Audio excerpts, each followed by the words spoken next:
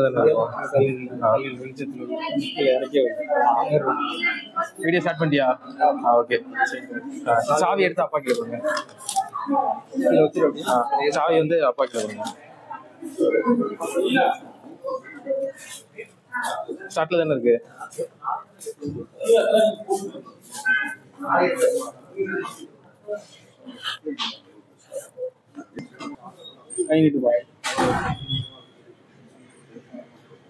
எப்படி முன்னாடி வந்து சரி ஓகேக்கா.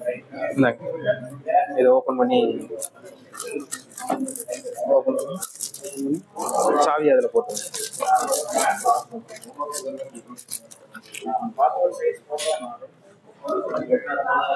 இல்லை இப்படி ஓப்பன் இல்லை மட்டும்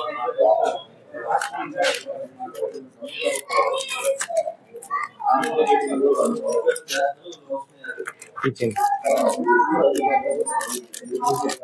இது இஞ்சி இது மாட்டோம். நம்ம இந்த பெருசுல சாவி மாட்டிட்டு இருக்கோம். ஆமா அத இல்லப்பா ஒரு சாவி மட்டும் வெளியே எடுத்துட்டு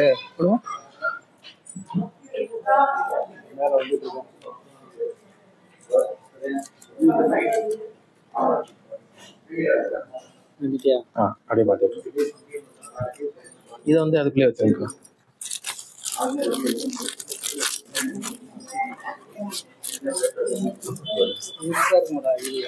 ஆமா இது ராயல் என்ஃபீல்டு சொல்லி இது இப்படிதான். இது நம்ம இங்க மாற்ற மாதிரி.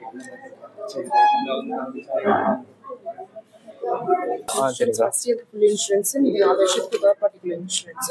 அதுக்கப்புறம் சர்வீஸோட மேனுவல் புக். ஃபர்ஸ்ட் சர்வீஸ் வந்து 500 கிலோமீட்டர் 45 days 5000 and 10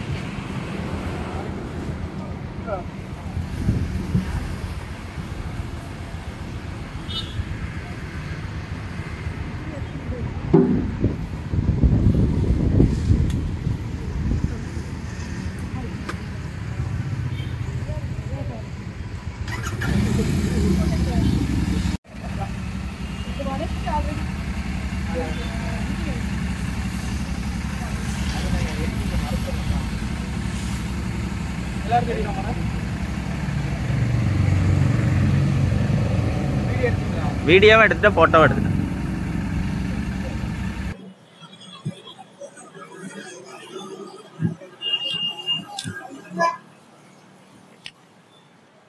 அப்படியே கொஞ்சம் பின்னாடி போயிரு.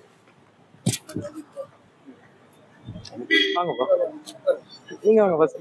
நீங்க ஃபர்ஸ்ட் ஆன் பண்ணுங்க சாய்.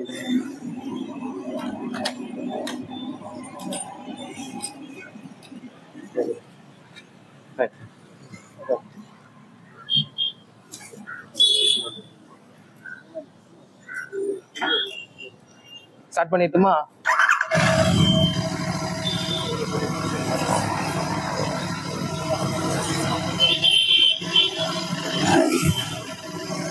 ஓகேவா?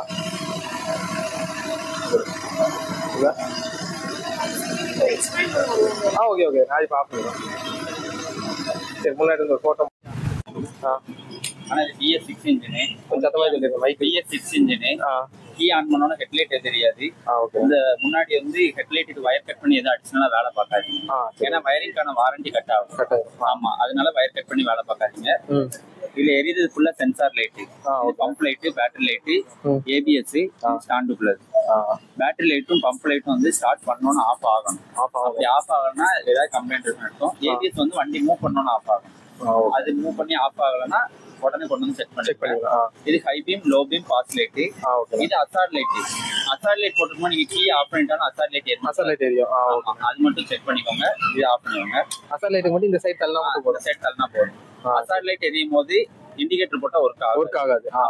அசார்ட் ஆஃப் பண்ணிருக்கும்போது இண்டிகேட்டர் யூஸ் பண்ணாதான் ஒர்க் ஆகும். இது கீழே ஹார்ன் இருக்கு. இது வந்து USB போர்ட் வழியா சார்ஜ் பண்றது. C2C ரன்னிங்ல மட்டும். இதனால பேட்டரிக்கு எந்த பிரச்சனையும் வராது. இல்ல பிரச்சனை வராது. சரி ரன்னிங்ல மட்டும். ஃப்ரண்ட்ல ஏர் 32 வச்சுக்கோங்க. ஃப்ரண்ட்ல 38 வச்சுக்கோங்க. 32 38 ரெண்டுமே டியூப் டயர் தான். சரி இப்போ பின்னாடி ஆள் உட்கார்ந்தாங்களே இவ்வளவு வைக்கணும் அந்த மாதிரி ஏதாவது உண்டா? இல்ல அப்படிலாம் கிடையாது. முன்னாடி அப்பாச்சில சொன்னாங்க அந்த மாதிரி அது. இல்ல 32 38. சரி ஓகே. நார்மல்னாலும் சரி நைட்ரஜனாலும் சரி எதுனாலும் யூஸ் பண்ணிக்கலாம். இப்போ பெட்ரோல் 3 லிட்டர் போட்டு RTO போயிட்டு வந்திருக்காங்க. போகும்போது ஒரு 500 ரூபாய்க்கு போடுங்க. இதுல 1ல இருந்து ஒரு 3 பாயிண்ட் காணும். சைட் ஸ்டாண்ட்ல வச்சு பெட்ரோல் செக் பண்ணாதீங்க எப்பவுமே. சைட் சவுண்ட் ஏன்னா அது இருக்கும்போது நிறைய காமிச்ச மாதிரி இருக்கும். வண்டி ரன்னிங்ல போயிட்டு இருக்கும் உங்களுக்கு கம்மியா இருந்த மாதிரி இருக்கும். ஓகே. அதனால சைட் ஸ்டாண்ட்ல வச்சு செக் பண்ணாதீங்க. ஓகே. இப்போ ஆர்டிஓ போயிட்டு வந்திருக்கு. ஓடோமீட்டர் மொத்தம் 20 கிலோமீட்டர் ஓடி இருக்கு. இதுல ரிசர்வ் ஆப்ஷன் எதுவும் வராது. ட்ரிப் ஏ மட்டும் தான் வரும். ட்ரிப் ஏ ட்ரிப் பி இது ரெண்டுமே நம்ம லாங் ப்ரெஸ் பண்ணி 0 பண்ணிக்கலாம். ட்ரிப் எஃப்ங்கிறது வந்து நம்மளுக்கு நார்மல் கிளாசிக்ல வரும். ஆனா நம்மளுக்கு ஜிடில வராது.